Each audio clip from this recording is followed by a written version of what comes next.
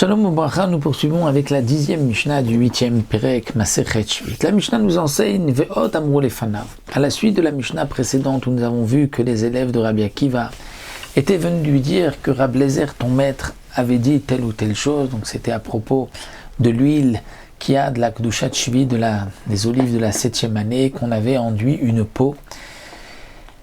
Et on avait rapporté que Rabbi Eliezer avait dit qu'il fallait brûler la peau, et Rabbi Akiva avait dit non, ne dites pas cela en son nom, parce que lui, il était particulièrement mekil. Eh bien, la Mishnah continue, nous rapporte Od amru lefanav.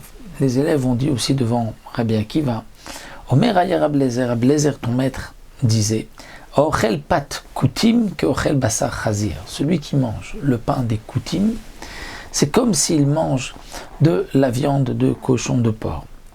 Alors, de quoi il s'agit? C'est quoi les Koutim? Les Koutim, c'est un fameux peuple qui venait de la ville de Kouta, qui ont été apportés par Sancheriv et qui se sont installés donc en Eretz Israël, une ville de Shomron.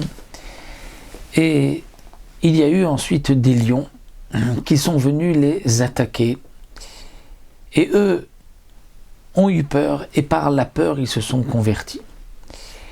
Il y a une machloquette dans la Gemara, est-ce que cette conversion était sincère ou pas? Est-ce qu'ils sont considérés comme guérés émet ou guérés arayot, c'est-à-dire juste à cause de la peur des lions?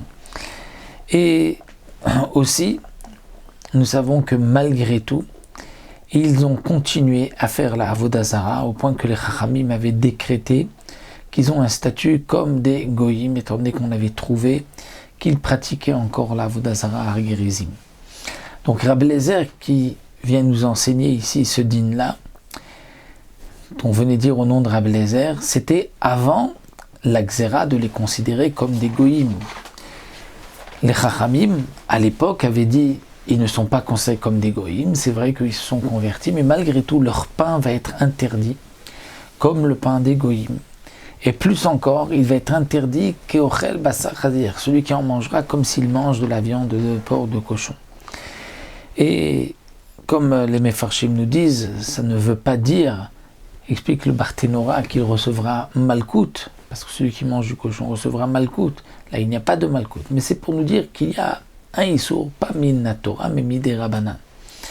Et Amar lahem Rabbi Akiva leur a dit, Shtoku, non, taisez-vous, ne dites pas cela au nom de Rabbi Eliezer. Lo Amar lachem ash Rabbi Eliezer omer bo. Je ne vous dirai pas ce que Rabbi Eliezer avait l'habitude de dire, parce que Rabbi Akiva avait entendu que Rabbi Eliezer lui était mekel. Donc il dit, ne dites pas, je ne vous dirai pas ce que Rabbi Eliezer avait l'habitude de dire, je n'ai pas le droit de vous dire ce que Rabbi Eliezer avait dit. Donc Rabbi Eliezer, bien évidemment, avait permis le pacte des Koutim parce que il pensait que ensuite les Koutim avaient changé, étaient revenus, s'étaient mieux conduits, et donc c'est pour cela que Rabbi Eliezer avait ensuite dit que c'était permis. Il est rapporté aussi dans le Pirkei des Rabbi Eliezer que à l'époque du deuxième Beth Amikdash, les Koutim ont fait souffrir beaucoup les Bnei Israël. Et donc Ezra avait réuni tous les Chachamim et il y avait 300 Kohanim, 300 Amman, 300 Shofar, 300 Sifrei Torah, et ils ont sonné du Shofar et ils ont ainsi excommunié les Koutim avec le Shem HaMeforash.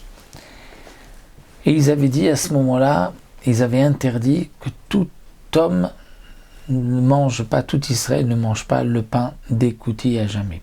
Et donc, d'après mon Pirkei des Rabbi Eliezer, c'était à ce moment-là qu'on avait dit, attention, celui qui mange le pain de Kouti, c'est comme s'il mange la viande de porc. Et donc, comme nous l'avons vu, Rabbi Eliezer, lui, était plus mekil, c'est ainsi que Rabbi Akiva le rapporte.